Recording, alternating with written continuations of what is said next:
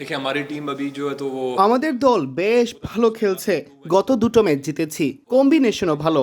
আমির ভাই ছিল, এখন মঈন ভাই আছে, মিরাজ ভাই আছে যিনি বাংলাদেশের ওয়ানডে ক্যাপ্টেন, 9 বছর ধরে খেলছে। যেভাবে আমরা খেলছি, ফাইনাল জেতার ব্যাপারে আশাবাদী। রংপুরের দলটাই সবচেয়ে শক্তিশালী, তাদের হারিয়ে আমাদের আত্মবিশ্বাস আরও বেড়েছে। रंगपुर की टीम जो ये दिखने में सबसे स्ट्रांग थी, लेकिन उसको हरा के हमारी टीम का कॉन्फिडेंस और ऊपर गया।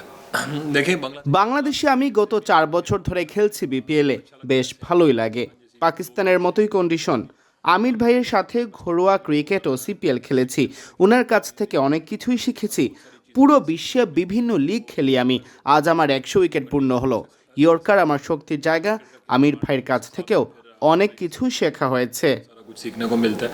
स्पेशली मैं खुद पूरी दुनिया में लीग्स खेलता हूँ और आज मेरी 100 विकेट भी कंप्लीट हुई।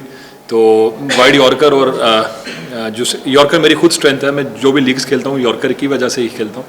तो आमिर भाई के साथ बहुत कुछ सीखने को मिलता है। 100 विकेट्स আমি প্রায় সব লিগেই খেলি। বাংলাদেশে এটা আমার চতুর্থ বছর। 100 উইকেট পেয়ে ভালো লাগছে। ক্যাপ্টেন মিরাজ ভাই ও মঈন ভাইকে আগেই বলেছিলাম আমাকে একটি উইকেট নিতে দিন।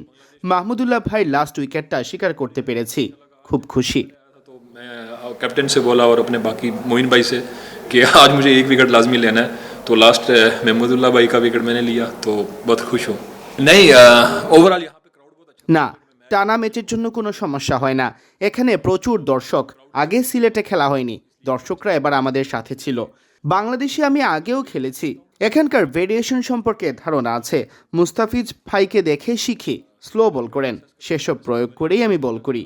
मुस्तफ़िज़र भाई जो आपके बॉलर हैं उनसे भी काफ़ी कुछ सीखने को मिलता है। उनको भी मैं देखता रहता हूँ, वो भी स्लो बॉल करते हैं। तो इसलिए यहाँ पे वेरिएशन बहुत काम आई है, तो इसलिए अच्छा हुआ। हाँ जो हमारी टीम के बॉलर्स हैं अभी শহীদুল আজ 3 উইকেট পেয়েছে। আমি স্লো বল ও ইয়র্কার নিয়ে বেশি কাজ করি, এজন্যই আমাকে দলে নিয়েছে। আসলে বাংলাদেশ দলের অনেক তরুণ পেসার আছে যারা সামনে ভালো করবে। तो आप मुझे स्लो बॉल का बताना। इसी स्लो बॉल की वजह से और यॉर्कर की वजह से मैं खेलता रहता हूँ। इसी की वजह से टीम्स मुझे पिक करती हैं।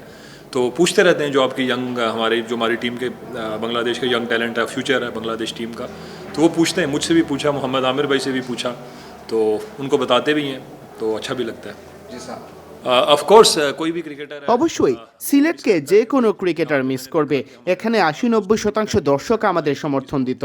দর্শক ঠাসা থাকতো সিলেটের ম্যাচগুলোতে। সিলেটকে অবশ্যই মিস করব। ঢাকায় তো আর আমাদের এত সমর্থক পাবো না। সিলেট খুব ভালো লেগেছে আমার, এখানে খেলতে খুব ভালো লেগেছে। बहुत अच्छा लगा। वो अच्छे बॉलर हैं आपकी नेशनल टीम में भी। তানজিম সাকিব খুব ভালো বোলার, জাতীয় দলেও খেলেছে। ভালো বোলার, আগ্রাসন আছে। 2-3 বার কথাও হয়েছে আমাদের। বাংলাদেশের তাসকিন ভাইয়ের সাথে খেলেছি ঢাকা ডমিনেটরসে।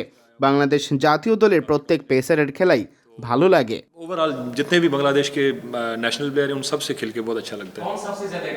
मुझे लगता है वही जो आप আমার মনে হয় তানজিম সাকিব ও তাসকিন ভাই বাংলাদেশের সবচেয়ে এগ্রেসিভ। বাহাতি পেসার শরীফুল ভাইও। আসলে আপনাদের সব পেসারই ভালো, আলহামদুলিল্লাহ। देखिए हमारी टीम अभी जो है तो वो बहुत अच्छा, उसने लास्ट 2 मैचेस हमने विन किए और हमारा कम्बिनेशन अब बना है। हमारी टीम में बड़े नाम थे, मोहम्मद आमिर था और भी हमारे बहुत सारे मोइन भाई हैं, हमारे मिराज भाई जो आपका बांग्लादेश के 9 साल से मेरे ख्याल से वनडे में कैप्टन भी रहे। तो हमारा कम्बिनेशन अब जाके बना हमारी टीम का। सो जिस तरह से हम खेल रहे हैं इंशाल्लाह हमें लगता है कि हम ये फाइनल विन करेंगे। रंगपुर की टीम जो ये दिखने में सबसे स्ट्रांग थी, लेकिन उसको हरा के हमारी टीम का कॉन्फिडेंस और ऊपर गया।